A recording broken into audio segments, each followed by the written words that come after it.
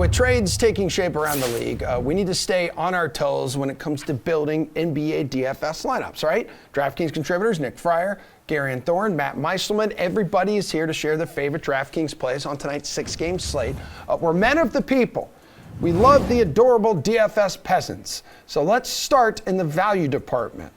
A little opposite what we typically do here, flipping the game script. Who's a cheaper dude you recommend people to build around tonight, Garion?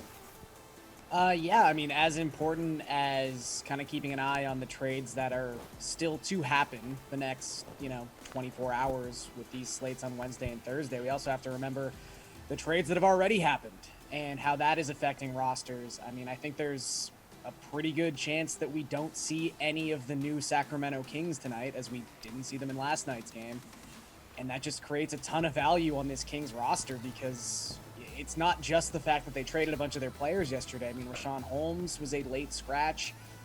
They're dealing without Marvin Bagley right now. So, I mean, really, he's going to be a popular play, but I think you have to start this with Damian Jones at $3,700. This guy who played 29 minutes last night, had 36 DraftKings points. For the season as a whole, he's averaging just under a DraftKings point per minute. So if he's going to get anything resembling this amount of time, he's going to have a really tough time not bringing back value. And he's really not the only King that you can look at here. I mean, I would even say, he's not a value play, but, De'Aaron Fox's price tag went down after last night's performance. So I just think the Kings in general are all pretty mispriced, especially considering that they might not be able to have a better matchup here. I mean, Minnesota runs the fastest paced offense in the league across the last 10 games.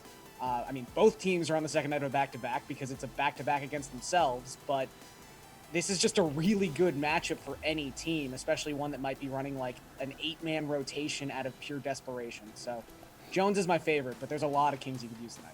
All right, Matt, which cheap player do you like as a value play tonight?